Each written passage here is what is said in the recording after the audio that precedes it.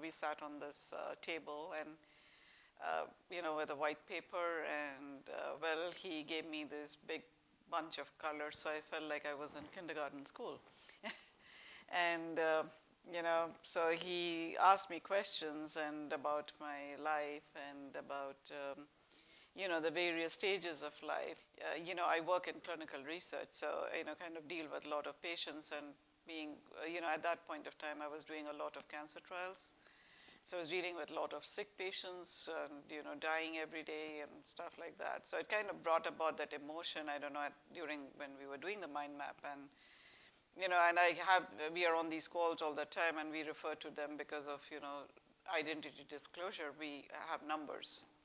So we give each person, and each subject or each patient is a number, and we call them as subjects. And when we are talking, we kind of talk in numbers. And I said, okay, 112 died, or 112, or 113 had so and so. And so during the mind map, a sudden kind of a feeling came over me that the loss of human touch while dealing with this, though we don't know who they are and they're all over the world, but we have lost somewhere down the line, we are losing touch. And I kind of thought that, if we could treat, collectively give more human touch to it, or maybe human emotions, that we can talk to them as humans, maybe things could happen. And, so we kind of started talking to them as like, as they were people, which we had lost. We didn't regard them as people.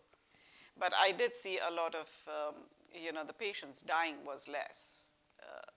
As soon as that collective universal energy as humans started. So it's kind of, me having experience in Reiki and healing, I thought it was a collective healing that was going on apart from the drug healing that was happening. So that's the way I looked at it. And I think that was an epiphany that I had during the mind map. I kind of had this thing which I was carrying with me all these years, is that, I have, like life has not been kind to me, kind of feeling.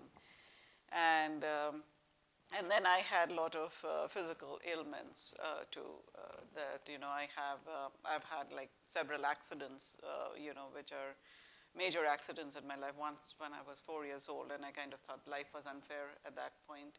I got burnt. And then I had an accident, which was a near-death experience, which I had when I was in, my son was there in the car, so I had a very major car accident.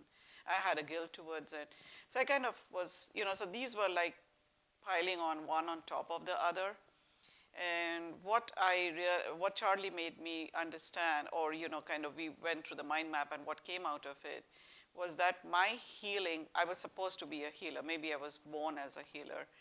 And the reason why he said that was, my father, who was a doctor, he was the one who actually gave birth, like he was a doctor who actually delivered me as a doctor. So that's something which is very rare, and he kind of brought that, he probably passed on, and that was meant to be, that he wasn't supposed to do it. And in his hospital there was a doctor coming from far away, and his car broke down, he couldn't reach, and my mother started going into labor, so my father had to roll up his sleeves and do it. So, so probably that's what came about during the mind map. And, the fact that, people who have come to me, probably they came to me for some healing of some kind.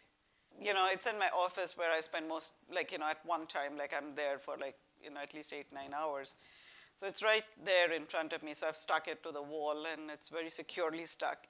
And that's where I keep it. And then, when the demons come up, I kind of try to refer, and then I go back, okay, these are catalysts, and these were there, and I was meant to be there as a healer.